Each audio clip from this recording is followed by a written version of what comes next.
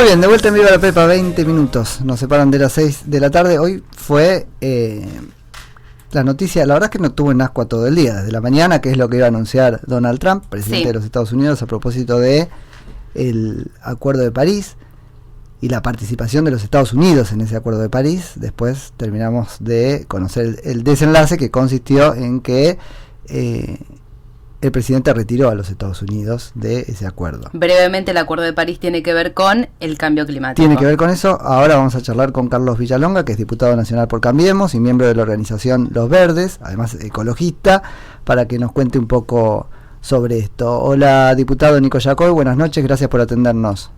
¿Qué tal? ¿Cómo le va? Buenas tardes. Bien, muy bien. Bueno, ¿qué cosa es propiamente el Acuerdo de París y qué importancia tiene? Ahora, el Acuerdo de París lo que básicamente establece es un objetivo climático que toda la comunidad internacional se comprometió a cumplir, que es básicamente limitar que la suba de la temperatura producto del cambio climático no se vaya más allá o no supere los 2 grados centígrados.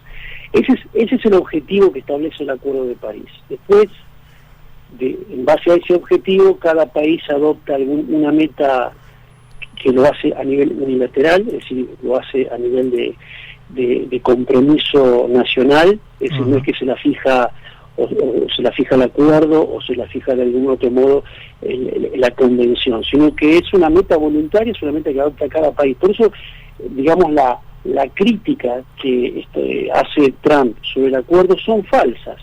Él dice que es desventajoso para los trabajadores y los contribuyentes, ¿no?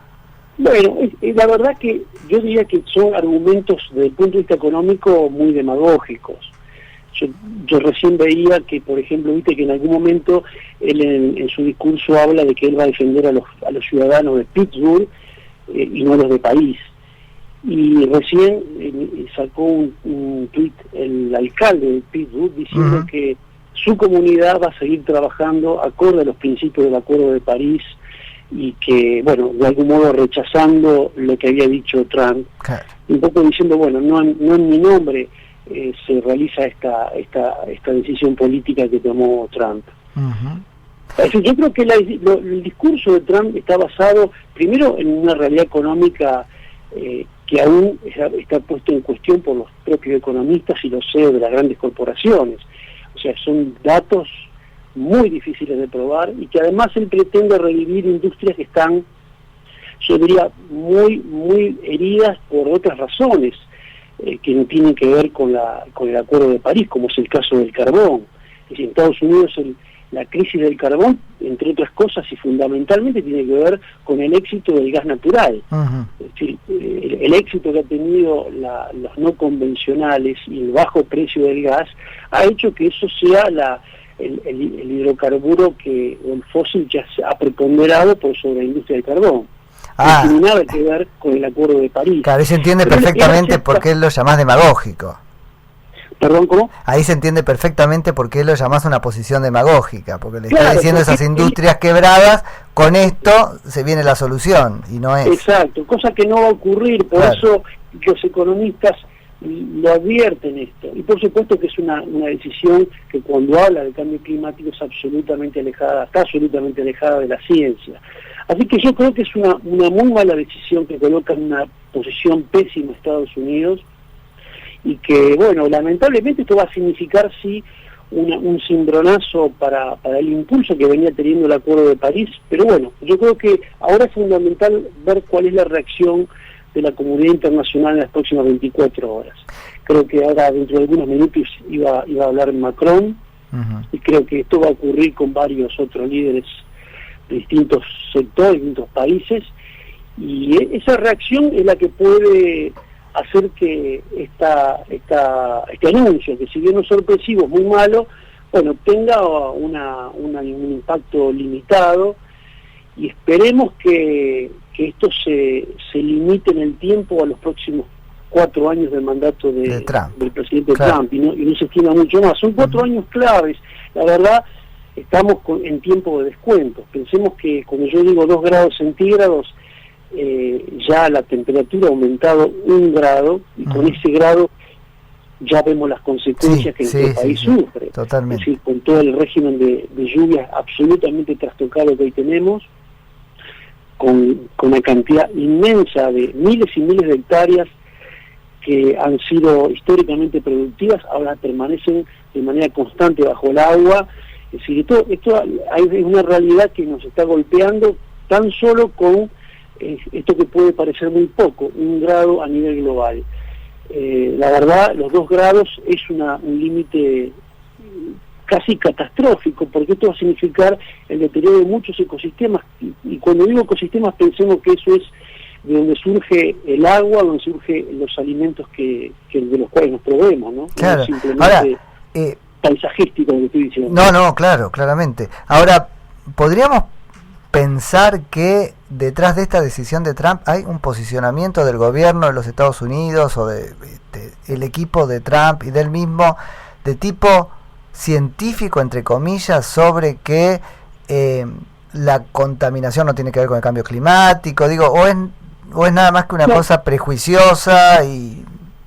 Bueno, es una mezcla, ¿no? Es una mezcla, yo diría, de prejuicios y ciertas ideas que uno podría calificar de fundamentalistas, y ahí viene lo que vos decís, y, claro, hay algunos, digamos, posiciones que se las suelen llamar negacionistas, claro, por que eso niegan la ciencia del cambio climático, pero la verdad es que esas posiciones negacionistas son absolutamente minoritarias, o sea, no hay ninguna expresión científica medianamente seria que esté avalando semejante posición. Es decir, las incertidumbres en la ciencia climática pasan por otro lado y no tienen que ver con poner en duda que esto tiene un efecto, digamos, este efecto del cambio climático tiene una componente antropogénica, o sea, de origen humano clara, y qué es lo que está ocurriendo con la correlación entre las emisiones de gases de efecto invernadero y la temperatura. Eso no está en duda, digamos, no hay, insisto, expresión de la ciencia medianamente seria que pueda sostenerlo, pero bueno, aparecen estas expresiones que son cuasi religiosas, ¿no? Entonces, claro, porque después separan que estos son ciclos, no sabemos si pasó antes, y entonces como son ciclos no lo podemos detener, ¿no es cierto?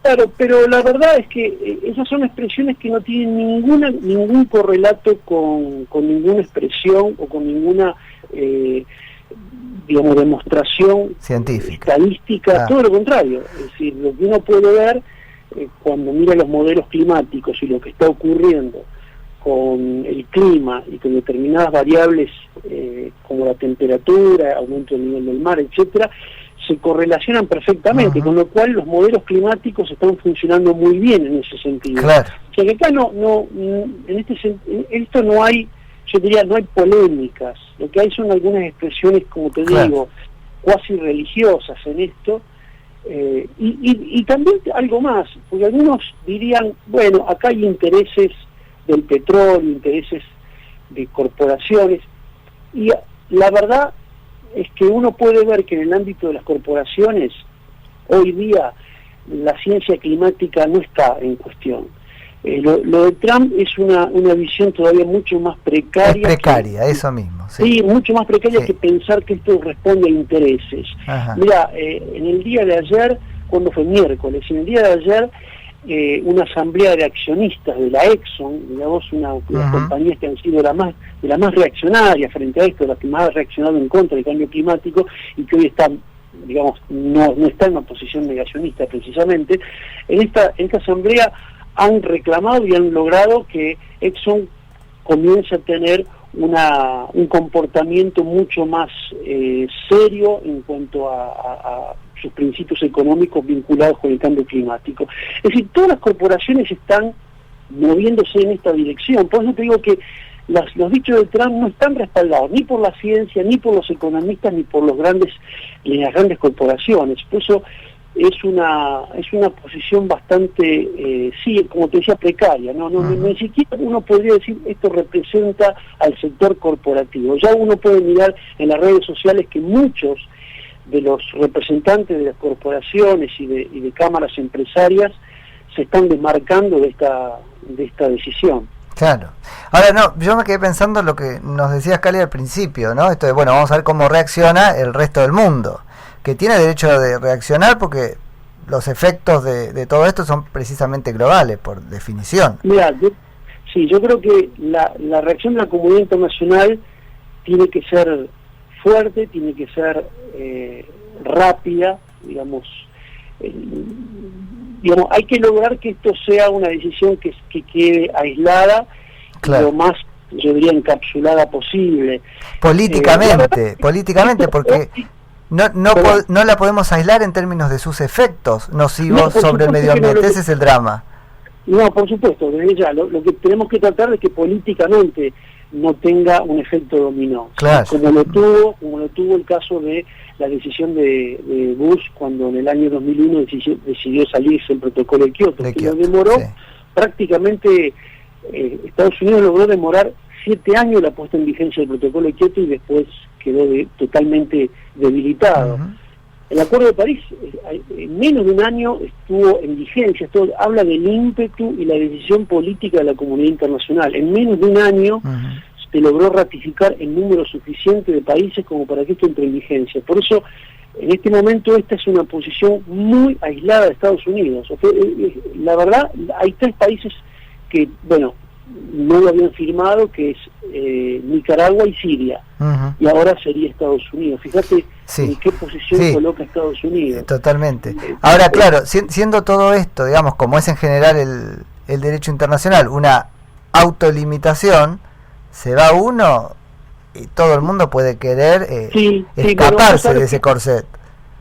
Sí, en el derecho internacional uno no puede obligar a un país a comportarse, claro, correctamente. Pueden existir sanciones, pero la verdad es que todavía el Acuerdo de París no ha instrumentado alguna de los mecanismos que podían servir como incentivo, claro.